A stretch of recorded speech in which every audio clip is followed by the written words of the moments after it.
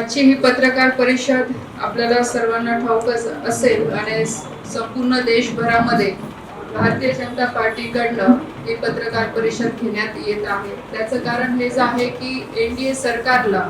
आणि आदरणीय प्रधानमंत्री नरेंद्रभाई मोदीजींचा जो कार्यकाळ आहे हा 12 वर्षाचा पूर्ण होत आहे आणि त्या अनुषंगाने ही पत्रकार परिषद संपूर्ण देशभरामध्ये, राज्यांमध्ये आणि जिल्ह्यामध्ये घेत आहे। तर याची जबाबदारी आज आमच्या तिघांवर देण्यात आलेली होती, म्हणून आज ही पत्रकार परिषद घेतोय। आज सांगताना मला आनंद होतोय की आज केंद्र सरकारची मंत्री म्हणून, खासदार म्हणून आदरणीय प्रधानमंत्री मोदी साहेबांना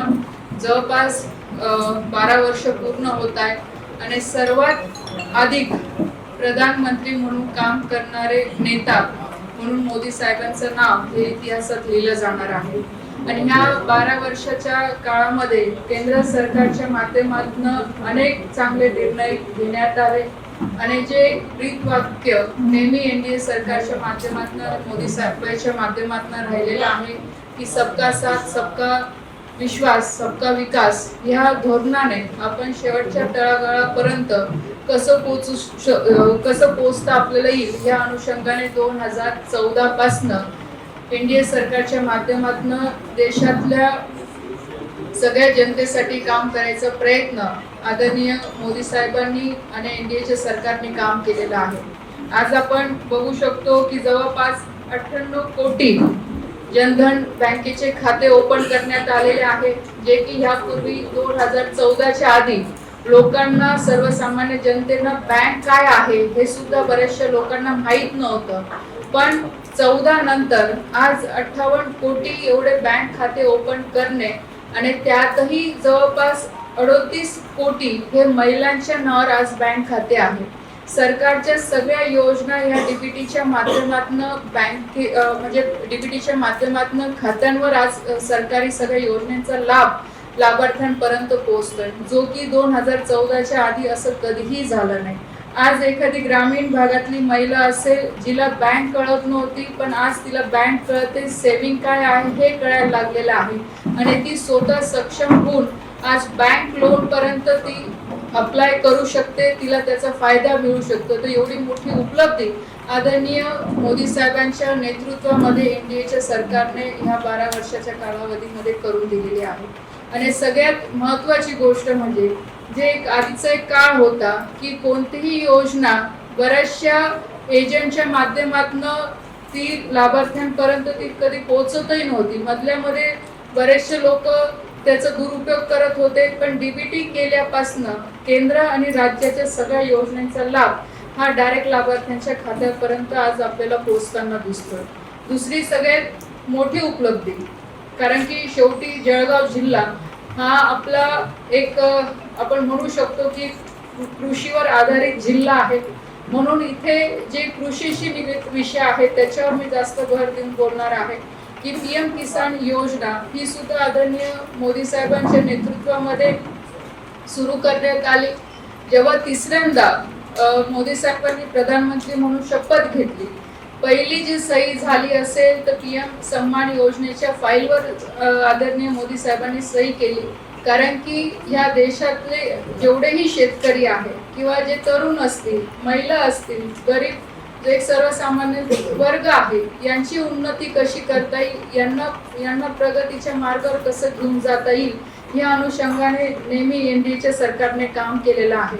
आज आपण बघू शकतो की आज पीएम सन्मान योजनेच्या माध्यमातून आज 6,000 रुपये केंद्र सरकार आणि 6,000 रुपये राज्य सरकारचे आपल्या शेतकऱ्यांच्या खात्यावर दिले जात आहे दरवर्षी। त्याचप्रमाणे आपल्या जळगाव जिल्ह्यामध्ये जास्त केळीची लागवड असते, म्हणून प्रधानमंत्री पीक फसल योजना सुद्धा याचाही लाभ आपल्या जळगाव जिल्ह्यामध्ये जवळपास 70 ते 80 हजार शेतकऱ्यांपर्यंत मिळतोय। आज कापूस असेल किंवा मका असेल त्याच्यासाठी सुद्धा आज पीएम किसान इन्शुरन्स स्कीम ही सुरू आहे की ज्या माध्यमातून सुद्धा शेतकऱ्यांना आज मोठा फायदा मिळतोय। आणि नेहमी आज सगळे आम्ही एनडीएचे किंवा महायुतीचे आमदार, खासदार म्हणून आज आम्ही इथे सगळे लोकप्रतिनिधी काम करतो आणि जेव्हाही शेतकऱ्यांना ह्या पीक विम्याच्या संदर्भात अडचण येतात तेव्हा नेहमी आम्ही सगळे लोक पाठपुरावा करून शेतकऱ्यांपर्यंत तो लाभ पोहोचवण्याचा प्रयत्न करतो.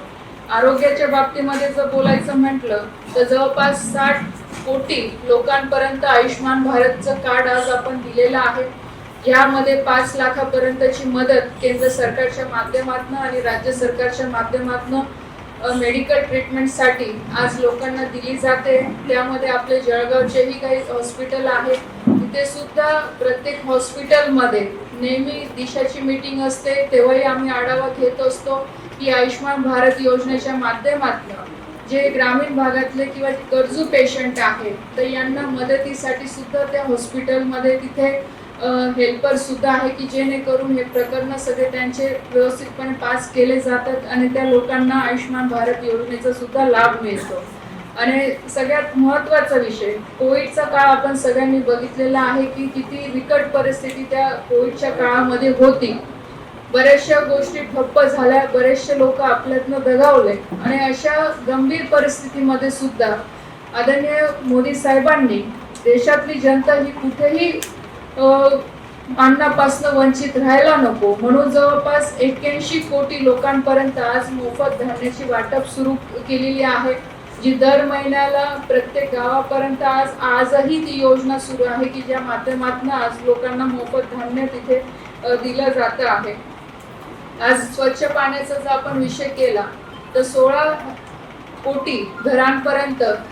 जल जीवन मिशनच्या माध्यमातून आज स्वच्छ पाणी देण्याचं काम केंद्र सरकारच्या माध्यमातून झालेलं आहे. बऱ्याचशा गावांपर्यंत जिथे पाण्याच्या योजना नव्हत्या तिथे पाण्याच्या योजना पोहोचलेल्या आहेत आणि आपल्या जळगाव जिल्ह्यामध्ये सुद्धा त्यासाठी आपण प्रयत्न करतोय की जास्तीत जास्त गावांपर्यंत ही योजना पोहोचून लोकांना स्वच्छ पाणी हे मिळालं पाहिजे. तसंच तरुणांसाठी आपण विषय केला तर जवळपास जगातले सगळ्यात जास्त स्टार्टअप आज आपल्या देशामध्ये सुरू झालेले आहेत.